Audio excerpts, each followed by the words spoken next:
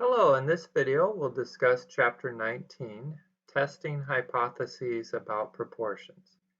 And I'd like to look at an example to illustrate this process.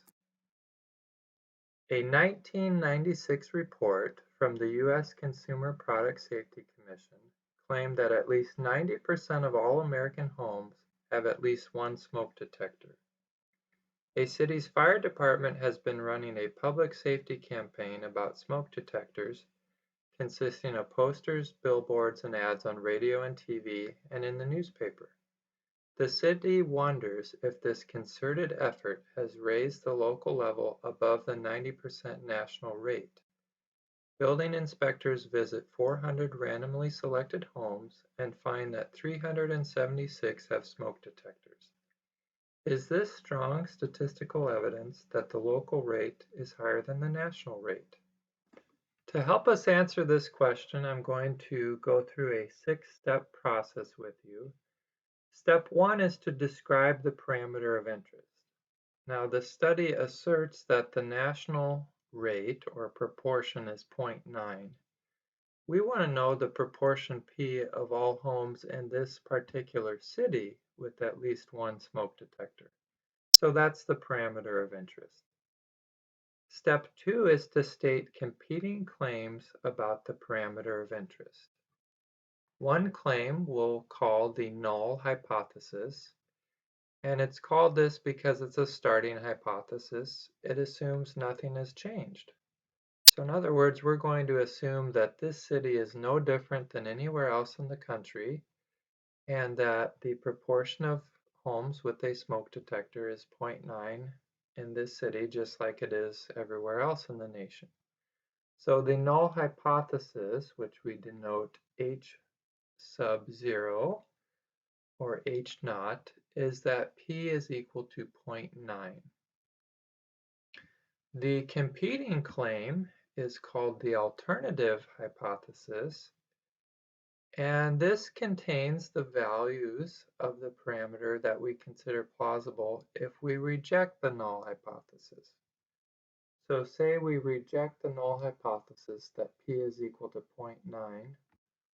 Because the city has been doing such a thorough campaign of trying to promote smoke detectors, we would then assume the plausible values for P are anything greater than 0.9.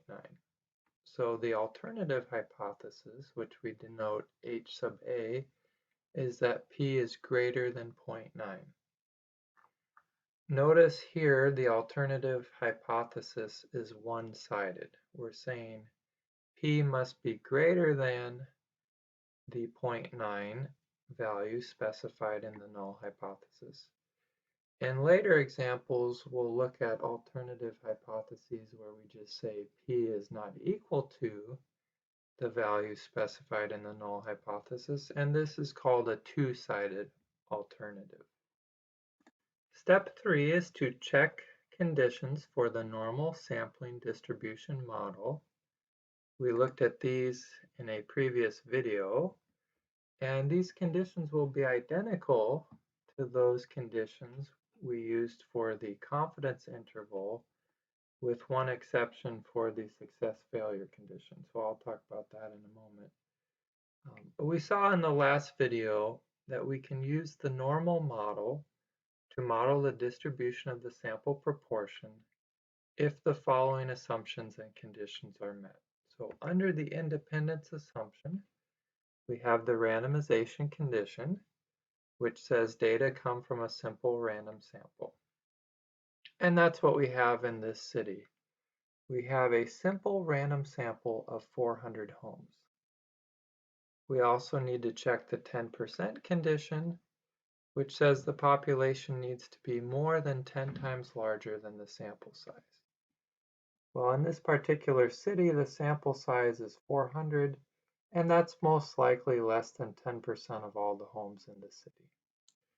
So the success-failure condition is the one that's a little different. Now we're going to use the hypothesized proportions rather than the observed proportions. So we'll need to look at NP and NQ. Each of those should be at least 10. And that's what we see. NP is equal to 400 times this hypothesized proportion from our null hypothesis, 0.9. That gives us 360 successes.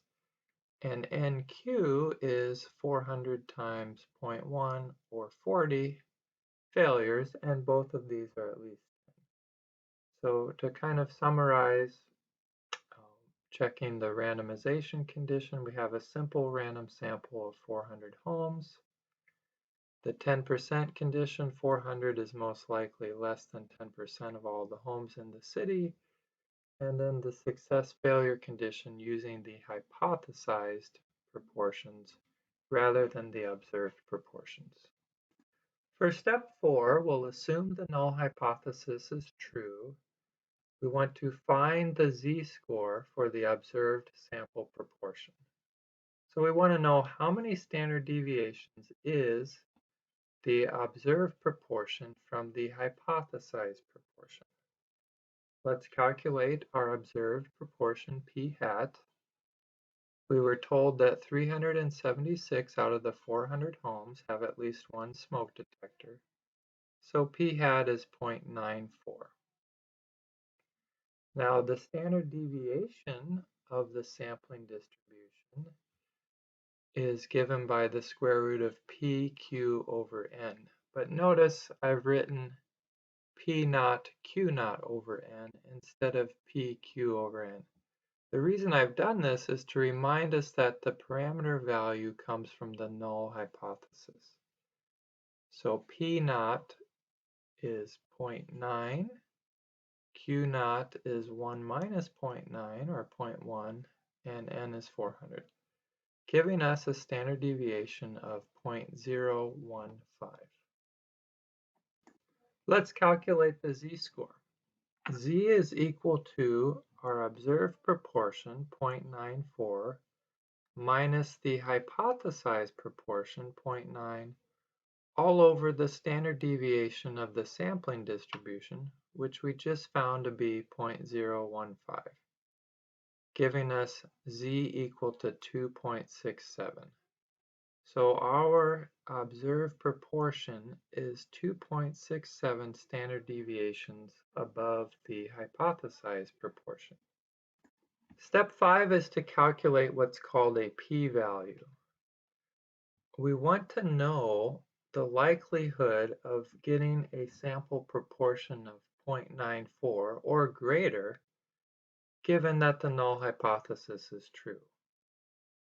When the p-value is small, it says that we are surprised. So here's how we calculate the p-value. We'll denote it by capital P. It's the probability that z is greater than 2.67, the z-score that we just found. So I've drawn the standard normal curve here and labeled 2.67.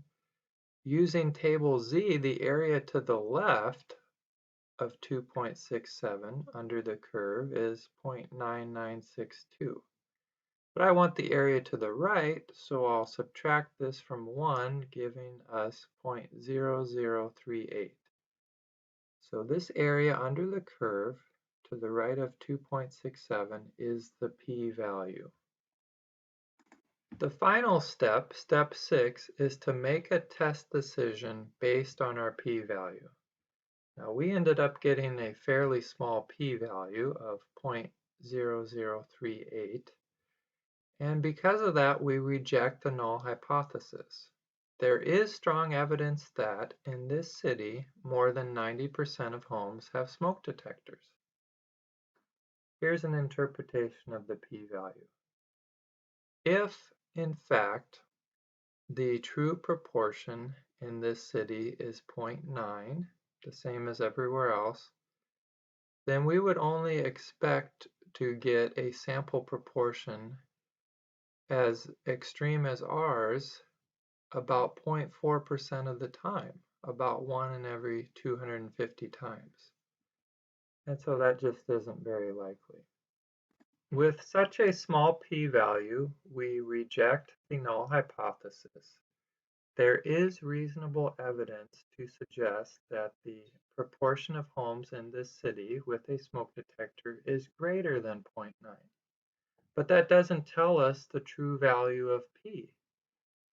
For this reason, we should construct a confidence interval, and in fact, you should almost always do that when you do a hypothesis test. Remember, the confidence interval proposes a range of plausible values for the parameter p.